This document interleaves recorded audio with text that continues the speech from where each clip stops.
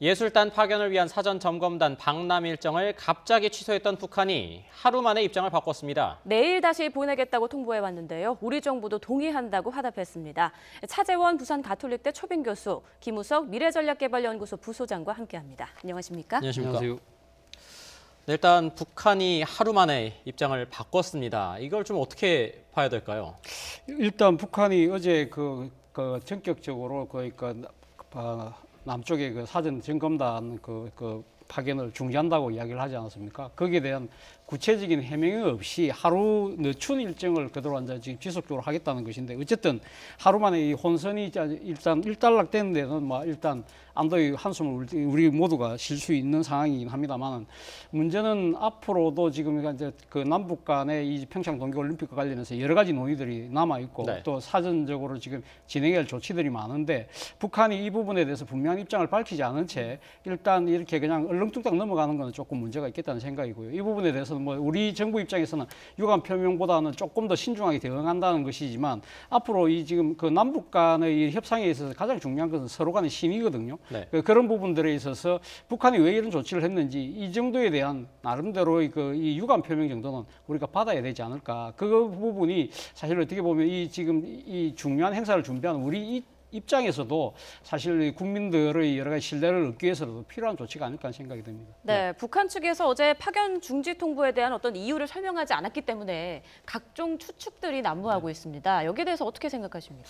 일단은 북한은 그런 걸 즐기고 있는 것 같아요. 근데 우리가 지나치게 억측을 많이 하면은 북한의 그런 작전에 말려드는 수도 있고, 그래서 이런 부분들에 대해서는 우리가 좀 신중할 필요가 있다고 생각을 들고요. 북한에도 꼭 그 얘기를 해주고 싶어요. 북한도 이제 마지막 기회 아니겠습니까? 네.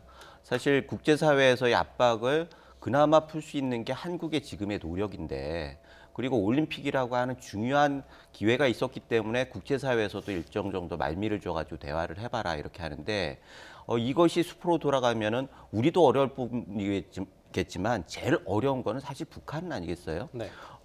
거의 유일한 우군이자 국제사회에서 거의 유일한 우군인 대한민국을 놓치게 된다라고 하면 그 다음에는 통제가 안 되는 상황이 될 가능성이 많아가지고, 지금 북한에서도 지금 웃고만 있을 상황은 아니라는 거죠. 그래서 남남 갈등을 즐기는 것도 좋지만 결국은 북한이 지도부가 살 수 있는 유일한 길을 이제 손을 잡는 겁니다. 그런데 그렇게 하지 않는 전략이 계속 나옴으로써 더 상황을 꼬이게 만든다라고 하면은 그 북한 말대로 하면 그 네. 후과를 지금 김정은 정부가 그대로 받고 가야 하는 거고, 우리도 더 이상 도와줄 수가 없다는 거죠. 그래서 이런 부분들은 단순히 우리 정부의 문제가 아니에요.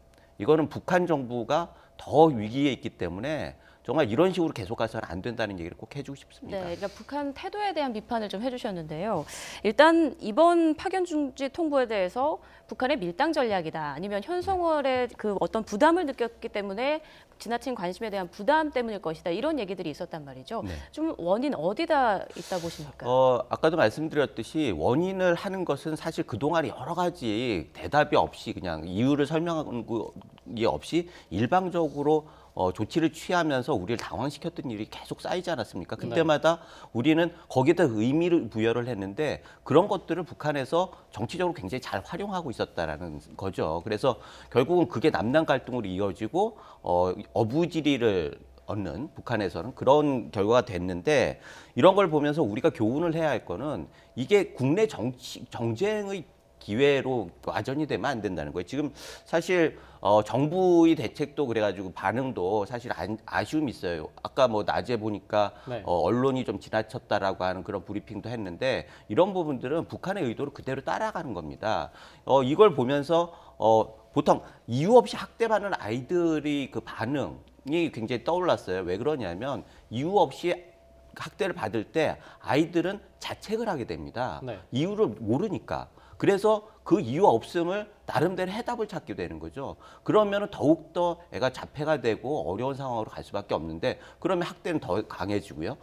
그런 것들이 개인에게만 일어나지 않는다는 거죠. 국제관계에서도 충분히 일어날 수 있고, 게다가 지금 북한 같은 경우에는 독재정부 아니겠습니까? 독재정부는 기본적으로 불확실성을 통해서 상대방이 예측 가능성을 못하게 함으로써 통제권을 갖는 그런 정부예요. 그러면 거기에 끌려다니는 것들은 우리가 좀 자제했으면 좋겠다라는 생각이 듭니다. 뭐 일단 지금 어제 이 시각쯤이었던 것 같은데요. 북한이 뭐 박람을 중지하겠다 네. 이렇게 얘기를 할 때도 그렇고 오늘 다시 이제 박람을 내일 하겠다라고 할 때도 그 이유를 얘기를 하지 않았어요. 그런데 우리 측에서는 일단 오늘 오전에 조명균 통일부 장관 명의로 이유를 설명해달라 이렇게 말을 했는데도 불구하고 아무런 답이 없었단 말이에요. 그렇죠. 이 부분에 대해서는 뭐 북한의 이유를 들을 수 있겠습니까? 앞으로 앞서도 제가 말씀드렸지만은 그 이제 국민들이 사실 이번 그 남북 회담에 대해서 그거는 기대도 크지만 북한의 태도 변화가 과연 이 지금 향후 한반도에서의 평화적인 분위기를 그러니까 가져올 수 있는 하나의 계기가 될 수 있느냐, 그것도 상당히 지켜보는 대목 아니겠습니까? 그런 측면에서 본다고 한다면 북한이 지금 그 일방적으로 통보를 하고 다시 또 일방적으로 다시 또 이 보내겠다는 재개를 그러니까 재개 통보를 하고 이런 것들이 상당히 일방적인 주의로 나온다는 것이죠. 이런 부분들이 과연 북한이 의도하고 있는 나름대로 노림수는 있는 것 같습니다만 이것이 과연 이 북한이 궁극적으로 지금 그 노리는 바인 이 그것 부분과는 상당히 좀 거리가 있을 수밖에 네. 없다. 그런 측면에서 본다고 한다면 북한도 좀 태도 변화가 이번엔 분명히 좀 있어야 되겠다는 생각이고요. 제가 생각했을 땐 그렇습니다. 오늘 조선중앙통신이 사실 그 뭡니까 하나의 성명을 발표했는데요. 모처럼 살려낸 북남 관계의 개선 불씨를 꺼버리자는 그냐는 제목하에서 이런 이야기를 했습니다. 제재 위반 여부니 경망스러운 은행이라는 표현을 썼거든요. 그런 이런 그 뭡니까 이 주장에 비춰본다고 한다면 북한이 일방적인 이 통보의 그 이유는 아무래도 아마 강경화 외교부 장관이 그 캐나다에서 열린 이 20개국 네. 이 외무장관 회의에서 이 북한의 그 대북 제재 압박을 지속하게 나가겠다는 그러한 부분에 대한 아마 반발. 또 하나는 지금 뭐 남북 단일팀이나 한반도의 입장을 둘러싸고 사실 우리나라에서 우리 국내에서의 보수 세력과의 그런 여러 가지 그 반발 그런 부분들에 대한 북한의 나름대로의 경고의 의미가 아닌가 하는 생각이 드는데요. 저는 뭐 그것이 남남 갈등을 부추기기 위한 또 하나의 뭐 이 대남 전술일 수는 있습니다만 그것이 궁극적으로 북한이 지금 이 평창 동계올림픽을 통해서 뭔가 국민 전환을 원하고 있다고 한다면 그것의 기대하는 바가 네. 얻을 수가 없다는 측면에서 북한이 조금은 생각을 달리해야 될 대목이 아닐까 하는 생각이 듭니다.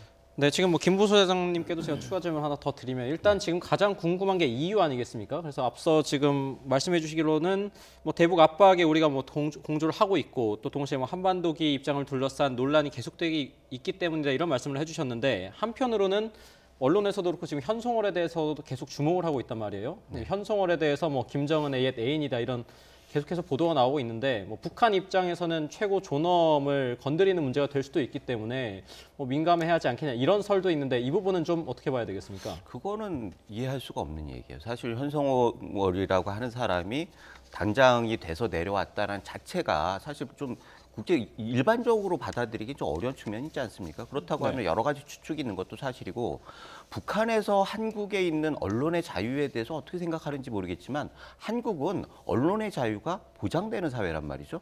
그 부분에 대해서 정부가 북한의 눈치를 보면서 언론의 자유의 부분에 대해서 뭐 일종 정도 문제를 삼는다라고 하면 그거는 본질적으로 우리 체제에 대한 부정이에요. 그렇기 때문에 그런 것들이 결국 남남 갈등으로 가는 거기 때문에 우리가 거기에 있어서는 굉장히 현명하게 대처를 해야 한다라고 하는 생각이 들고 지나치게 북한의 의도를 알려고 하면 안 돼요. 지금은 우리가 목표가 뭐냐가 좀 중요한 거죠. 지금 북한에서 아까 우리 차 교수님이 말씀하셨지만 대북 압박에 대해서 굉장히 불쾌감을 드러내고 있어요. 그 네. 얘기는 뭐냐면 북한에서는 북핵을 기정사실화하겠다라는 거고 국제사회나 우리는 북핵은 안 된다라는 거예요. 그 접점을 만들기 위해서 지금 우리 정부에서 얼마나 노력을 하고 있습니까? 그리고 그 평화올림픽이라고 하는 걸 계기로 해가지고 이 대화의 물꼬를 틀려고 그러는 거 아니겠습니까?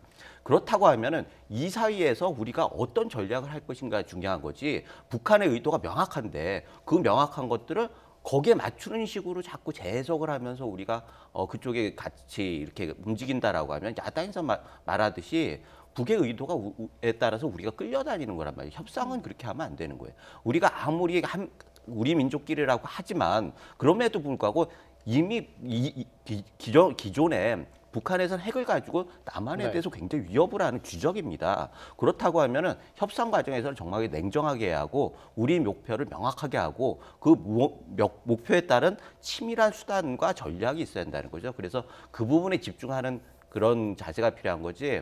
지금 뭐 북한에서 뭐라고 얘기했다고 해서 거기서 뭐 이렇게 흔들리고 그런 것들은 북한의 의도를 따라가는 거죠. 네, 북한의 의도에 집중하기보다는 우리가 전략을 좀 잘 세워서 거기에 집중을 해야 된다. 이런 말씀해 주셨습니다.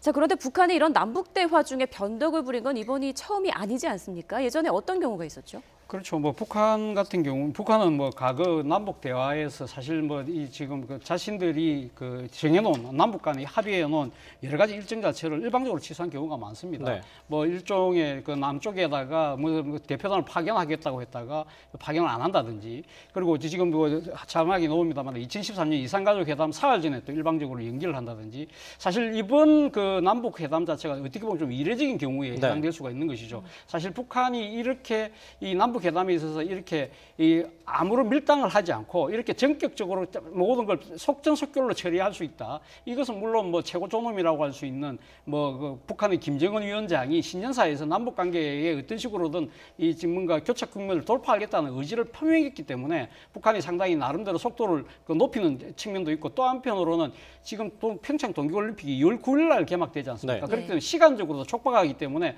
상당히 그 나름대로 그 전에 했던 일방적인 이 조치를 좀 안 하고 좀 변화된 태도를 가지고 있는 것이 아니냐는 기대를 불러일으켰는데, 결국 과거의 습성에 다시 또 돌아가고 마는 그런 모습을 보였다는 것이죠. 그렇지만 단 하루 만에 다시 입장을 다시 변경을 했다는 대목은 아직까지 그래도 북한이 판을 깨기보다는 어떤 식으로든 지금 평창 동계올림픽을 통해서 남북 관계에서 뭔가 도파락을 만들고 이걸 바탕으로 해서 지금 미국과의 대화의 테이블을 만들자는 그러한 하나의 그 중국적인 목표에 대해서 분명한 입장을 갖고 있는 것으로 보입니다. 그렇기 때문에 우리 입장에서도 북한이 조금 이 오락가락한 측면이 있습니다만은 일단 신중하고 네. 아주 그 좀 이 대분만 자세에서 북한의 그 이 대화 전술을 끝까지 우리가 끌고 나가서 결국은 지금 그 평창 동계올림픽 이후에 남북 간의 대화 화해 물결 쪽으로 가고, 그것이 궁극적으로는 한반도 비핵화 쪽으로 갈 수 있는 쪽으로 유도해 나가는 그런 노력이 더 경주되지 않을까 하는 생각이 듭니다. 네, 뭐 아무래도 북한이 하루 만에 말을 바꾼 것과 관련해서 우리 정치권에서도 지금 또 말이 많습니다. 제가 뭐 지금 출연 전에 좀 봤더니 이제 민주당에서는 국민이 안도하고 다행이라고 생각할 것이다. 그리고 한국당에서는 속도 없고 한심한 정부, 방침을 전면 재검토해야 된다. 국민의당에서는 뭐 북한의 이유 없이 일정을 변경한 것에 대해서 유감을 표명하지만 우리 정부가 오락가락 행보에 길들여져서는 안 된다. 이런 입장을 내놨거든요. 아무래도 한국당에서는 뭐 계속해서 우리 정부가 휘둘리고 있다 이런 면을 좀 강조하고 있는 것 같아요. 사실 뭐 야당 입장에서 당연히 이렇게 얘기할 수 있죠. 그런데 지금 우리가 알아야 할 거는 적과 경쟁자를 구별하는 거예요. 정치의 기본은 적과 경쟁자를 구별하는 거예요. 적은 우리에게의 적은 경우에 따라서 다르겠지만 주적은 결국 협상의 대상이기도 하지만 북한인 거고, 우리 경쟁자들, 정치인들의 경쟁자는 타 정당인 거예요. 네. 그래서 북한에 대한 입장에 따라서 내부의 경쟁자들을 적으로 만드는 이런 공방 자체는 굉장히 우려스러운 측면이 있고, 네. 사실은 그렇게 되면 적이 더 적의 도움을 많이 주는 거죠. 계속 얘기하지만 남남 갈등을 원하는 건 북입니다. 그러면 우리가 북의 의도에 끌려다니지 않기 위해서라도 남쪽에서는 굉장히 남남 갈등에 대해서 좀 네. 죽이고 그런 것들이 필요한데, 결국은 여기에서 중요한 거는 여당의 역할입니다. 야당은 어찌됐든 어퍼짓 파티 아닙니까? 그러면 네. 반론을 제기할 수밖에 없어요. 그러면 여당의 입장에서는 그 반론을 포용하면서 새로운 대안을 제시하면서 전체적으로 리더십을 발휘해야 하는데, 그런 부분들이 아쉬움이 있죠. 사실 지금 같은 경우에는 뭐 정부 여당에서 곤혹스럽고 조급하고 이런 심정은 이해가 갑니다. 그러나 일방적으로 끌려다니는 것도 사실이에요. 국민들도 그렇게 보고 있습니다. 그래서 이런 부분들에 대해서 야당은 당연히 지적을 하는 거고, 그렇다고 하면은 정부 여당은 야당을 압박할 것이 아니라 지금 이런 상황을 이용해서 북한과의 이 대화에서 주도적인 좀 입장을 활용할 수 있도록 그렇게 하는 전략이 필요할 것 같고, 네. 결국은 지금 최종적인 목표는 북핵 문제 해결 아니겠습니까? 네. 그러려고 하면은 남남 갈등을 어떻게든지 이렇게 잘 봉합하면서 북핵 그 힘을 모아서 북핵 문제 해결을 향한 그걸로 에너지를 모아 나가는 지혜가 필요한 거죠. 뭐 지금 정치권 얘기를 하고 있으니까 하나 더 질문을 네. 드리자면, 일단 한국당에서는 뭐 지금 문재인 정부의 대북 정책에 대해서 계속해서 비판을 하고 있는 상황이고요. 하지만 국민의당은 뭐 일부 의원들이 뭐 DJ 정부에서 햇볕 정책을 계승하는 의원들도 있고 하다 보니까 이 국민의당이 어떤 입장을 취하느냐도 사실 조금 관심사긴 한데요.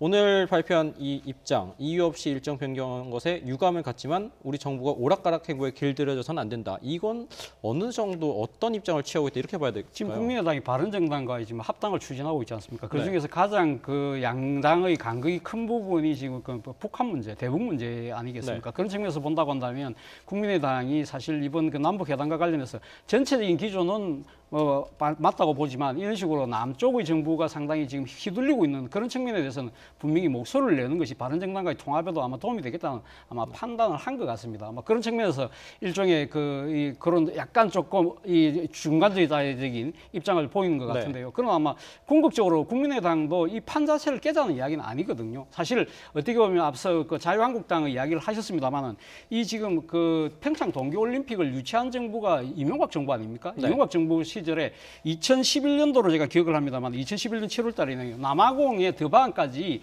이명박 전 대통령이 당시 대통령이 날아가서 뭐라고 이야기했냐면 평창 동계올림픽은 새로운 지평을 여는 것이다 이러면서 이런 이야기를 했습니다. 그러니까 그 지금 그 올림픽을 통해서 인류는 인종, 종교, 문화의 차이를 넘어서 하나가 돼야 된다. 이것이 바로 새로운 지평이라고 이야기를 했고 또 한편으로는 또 당시 이명박 대통령이 뭐라고 이야기를 했냐고 하면 평창 동계올림픽이 한반도 평화에 좋은 계기가 될 것이라는 이야기를 했습니다. 그런 입장을 그러니까 이 지금 올림픽을 유치했던 당시 정부가 그 이야기를 했다는 이야기는 그와 똑같은 맥락을 갖고 있는 정치적 맥락을 이어가고 있는 자유한국당 입장에서도 이 평창 동계올림픽을 어떤 식으로든 남북 간 평화의 계기를 만들어야 된다는 하나의 중요한 기회로 삼아야 된다는 부분에 아마 동의를 할 거예요. 그렇다고 한다면 뭐 물론 정부가 미흡한 측면이 있지만 북한이 지금 빤하게 의도하고 있는 남남 갈등에 그렇게 이렇게 조금 말려드는 그런 측면이 있는 것 같고 그리고 무엇보다도 이 당시 자신들이 집권할 때 평창 동계올림픽의 유치 이유가 한반도 평화를 위한 그 계기를 만든다고 하는 것이었다고 한다면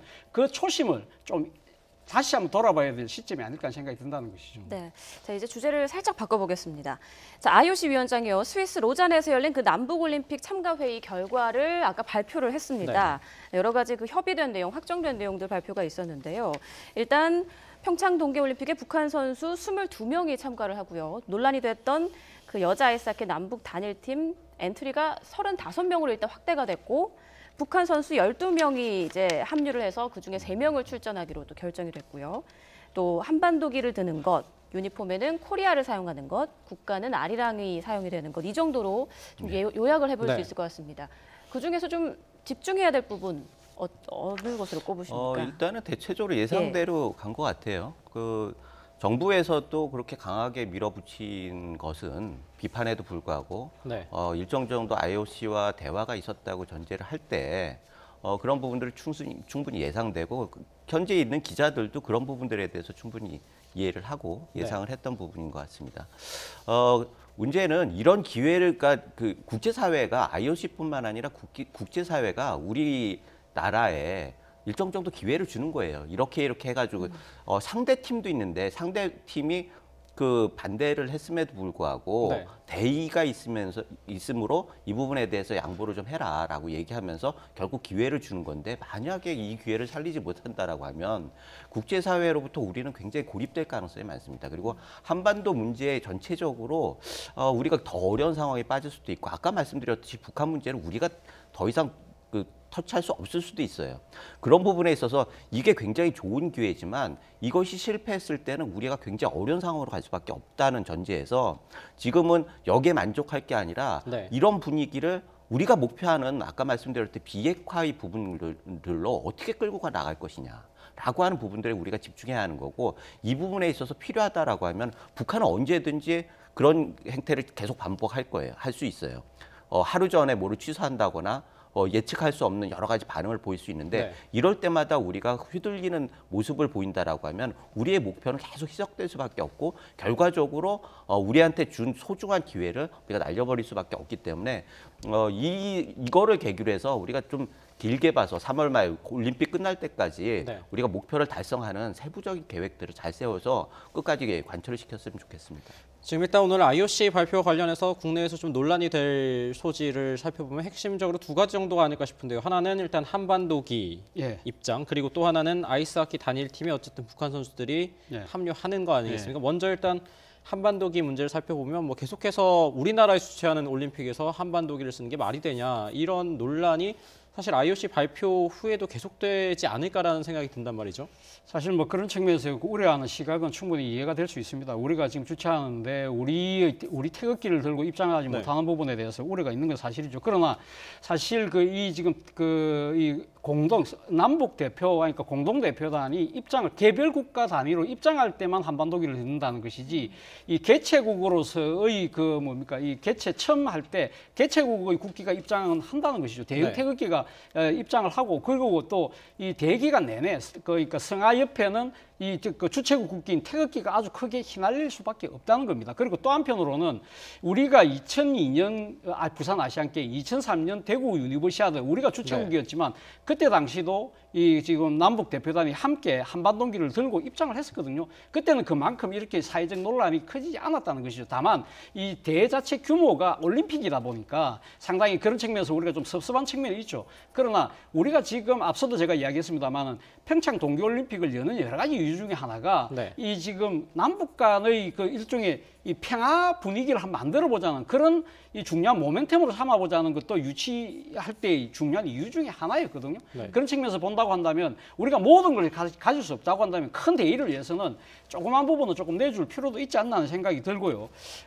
그리고 지금 사실은 어떻게 보면 이 지금 한반도기를 둘러싼 이러한 논란 자체는 네. 어떻게 보면 지금 북한이 지금 노림수를 갖고 있다고 지금 예상되는 그런 남남 갈등의 그런 또 이런 프레임에 빠질 수 있다는 측면에서는 우리 스스로가 약간은 조금 자제하고 이해할 수 있는 그러한 노력도 필요하지 않을까 하는 생각이 듭니다. 네. 그리고 또 여자 아이스하키 남북 단일팀이 한반도기가 박힌 특별 제작 유니폼을 또 입는다는 지금 소식도 들어오고 있고요. 또 그 여자 아이스하키 단일팀에 대한 논란이 굉장히 많지 않았습니까? 이 선수들의 뭐 엔트리는 35명으로 확대가 되긴 했지만 몇 명이 과연 합류를 할 것인가? 그런데 당초 뭐 대여섯 명이 될 것이다 이랬는데 12명이 합류하는 것으로 일단 매듭이 지어졌고요. 그 가운데 출전이 3명이라고 하니까 이 부분에 대해서는 좀 논란이 없지 않을까. 숫자도 네. 숫자지만 팀워크예요. 역시 이거는 팀워크를 기반으로 하는 운동이고 워낙에 스피디한 운동이고 그래서 호흡이 잘 맞아야 하는 건데 그런 것들이 우려가 되는 거죠. 경기력도 그렇고. 예.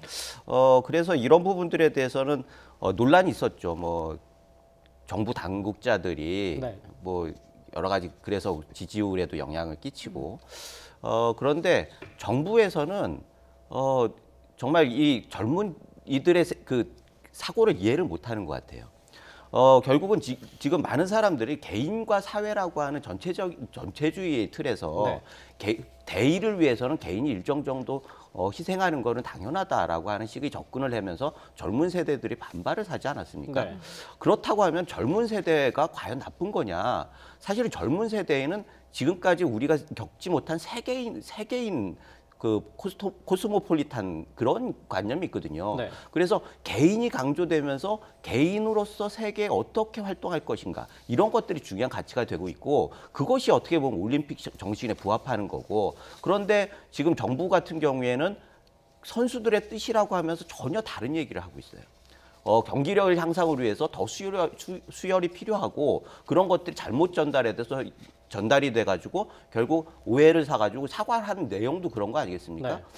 그러면은 진정한 사과로 보기는 굉장히 어려운 측면이 있고 게다가 IOC한테 마지막에 IOC한테 우리 젊은 그 선수들이 바람이 이러니까 IOC에도 좀 수용해 달라라고 하는 식으로 얘기했어요. 전혀 선수들이나 코치들의 얘기하고는 맞지 않는 얘기를 하고 있단 말이죠. 그래서 IOC에서 이거를 받아들였다라고 하면은 그거는 선수들한테 또 한 번 상처를 주는 거죠.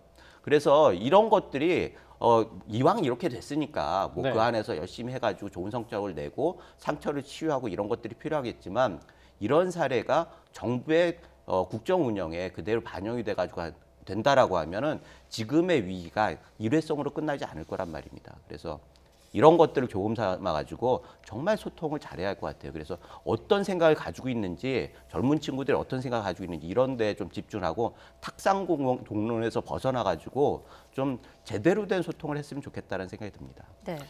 뭐 지금 말씀해 주셨으니까 바로 뭐 다음 주제로 넘어가 보겠습니다. 안 그래도 지난주 금요일이죠. 갤럽에서 나온 국정 지지도 조사를 보면은 문 대통령의 그 철옹성 갔던 70% 지지도가 60%로 무너졌습니다. 근데 네. 지금 나오고 있죠. 네, 지금 그래픽으로 나가고 있는데요. 73%에서 67% 지지로 6%포인트가 하락을 했습니다. 아무래도 이 부분과 관련해서 뭐 남북 단일팀 논란, 그리고 가상화폐 논란도 물론 있긴 하지만 그 단일팀 논란이 어느 정도 영향을 줬다 이렇게 볼 수 있을까요? 단일팀 논란도 분명히 작용을 했겠죠. 그러나 뭐 저는 뭐 단일팀 논란 때문에 대통령의 지지율이 뭐 좀 상당히 뭐 어느 정도 하락했다고 뭐 단언하기 좀 힘들지 않을까 하는 생각입니다. 앞서 우리 앵커께서 말씀하셨지만 가상통화라든지 또 뭐 이와 이 지금 최저임금 문제에 따른 또 여러 가지 또 중소기업주들의 반발들 그리고 우려들 그리고 또 강남 부동산 가격 상승이라든지 그런 측면도 있는 것들이기 때문에 상당히 국정 지지율이 좀 흔들린 것이 아닌가 하는 생각인데요. 사실 뭐 문재인 대통령 국정 지지율이 취임 이후에 계속적으로 지금 70%를 계속 넘어가지는 또 않았거든요. 네. 지난 9월달 같은 경우는 북한이 핵실험하고 난 뒤에 남북 관계가 상당히 위기 국면에 고조됐을 때는 또 그때는 한 60%대도 떨어졌다는 말이죠. 그렇기 때문에 저는 뭐 이 부분이 그러니까 앞으로 이 추세가 중요한 건데요. 네. 문재인 대통령의 지지율이 앞으로 계속 하락할 것이냐 아니면 뭐 지금 다시 또 반등할 것이냐 부분은 결국은 앞서 뭐 말씀하신 것처럼 지금 남북 단일팀을 비롯한 지금 현재 국내 주요 현안 자체가 평창 동계올림픽 부분이기 때문에 네. 이 부분을 어떻게 슬기롭게 잘 해결해 나가느냐에 따라서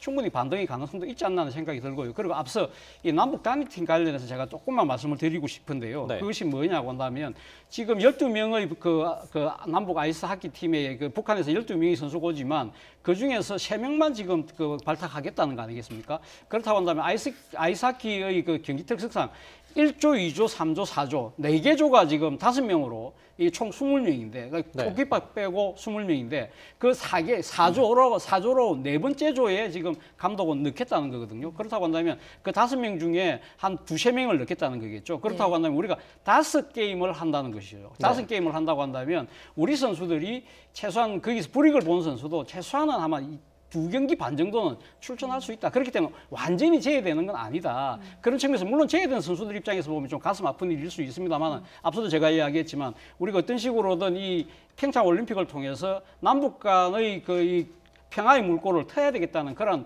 국민적인 여망도 있는 것이고요. 또 네. 하나는 지금 그 남북 단일팀이 구성되는 여자 아이스하키 팀 같은 경기가 거의 다 매진됐다고 그래요. 그래서 당초 평창 동계올림픽과 관련해서 상당히 우려가 됐던 부분이 흥행이지 않습니까? 네. 그런 측면에서 흥행에도 상당히 도움이 된다. 바로 그 때문에 우리뿐만 아니라 IOC에서도 사실 지금 그 위원장을 비롯해서 남북 단일팀을 강하게 요구했던 측면이 분명히 있는 거거든요. 네. 저는 이러한 그 기대들을 잘 모아 나가면 우리가 좋은 결과를 또 갖고 있을 수 있지 않나 하는 생각도 해봅니다. 네, 교수님께서 말씀 중에 일부 희생은 있을 수 있다. 이제 북한 선수들의 출전이 확정되면서 이런 말씀 해주셨는데 네. 그로 인해서 이제 젊은 층들의 반발이 굉장히 특히 많았습니다. 아까 말씀드렸던 그 문재인 대통령에 대한 지지도 중에서도 네. 젊은 층에서 좀 많이 빠졌단 말이죠. 네. 좀 이걸 연관시켜서 생각해 볼 수 있을까요? 일단은 세대를 인정을 하는 게 필요해요. 지금 핵심적인 게 586 세대들 아니겠습니까? 의사결정을 하고 있는 국가에. 그런데 그분들이 살아왔던 저도 그런 세대지만 네. 그때하고 지금 젊은이들하고는 사고방식이 완전히 다릅니다. 그래서 이해하려고 하는 노력이 굉장히 중요한 것 같고 결과적으로는 지금 단순히 젊은 세대의 문제가 아니에요. 지금 아까 말씀하셨듯이 그 강남 그 집값이 폭등을 하면서 상대적인 박탈감도 컸고 게다가 최저임금 문제로 을간의 전쟁을 통해서 중산층들 중년 이상의 중산층들이 굉장히 그 이반 현상이 있었단 말이죠. 네. 그래서 전체적인 위기로 지금 가고 있는데 이런 부분들에 대해서 우리가 단순히 젊은층 이렇게만 얘기하기는 한계가 있는 것 같고 젊은층들만 보더라도 약간 다른 인식이 있는 거예요. 젊은층들은 결국은 불의에 대해서는 같이 분노를 하지만 네. 해법에 대해서는 한 방향으로 가지를 않습니다. 그래서 제안을 하고 끌려가지를 않고 방향을 제시하고 그게 동의를 하면은 한 방향으로 가겠죠. 그런데 그런 의사소통이 안 된다라고 하면은 젊은 층들의 지지도를 계속 유지하기는 굉장히 어려운 상황이 될 수밖에 없다라고 하는 말씀을 드리고 확실한 거는 우리가 이 그 60% 정도도 굉장히 높은 지금 지지도예요. 네. 예. 그러나 우리가 그거를 알아봐요. 박근혜 정부 때 콘크리트 지지율이 어느 순간 없어져 버렸습니다. 그게 뭔지를 현 정부에서 교훈을 삼아가지고 정말 잘 대처를 하기를 바라고, 그렇게 그 기반에는 역시 이번 올림픽을 성공적으로 해서 결과적으로 한반도 비핵화를 달성하는 게 결과가 좀 다 좋은 거 아니겠습니까? 네. 그래서 거기에 목적을 집중을 해가지고 비핵화는 꼭 이루어야 한다라고 하는 생각을 합니다. 네, 아무래도 오늘 뭐 북한의 이제 뭐 사전 점검단과 관련해서 입장을 바꾼 것도 있었고요. 또 IOC에서 북한 선수단 참가 규모 또 단일팀 관련된 얘기도 있어서 아무래도 앞으로도 이제 남은 평창 올림픽 개막 전까지 또 평창 전국이 계속되지 않을까 싶습니다. 네, 오늘 관련된 소식 차재원 부산 가톨릭대 초빙 교수 그리고 김우석 미래전략개발연구 부소장 함께 했습니다. 감사합니다. 고맙습니다.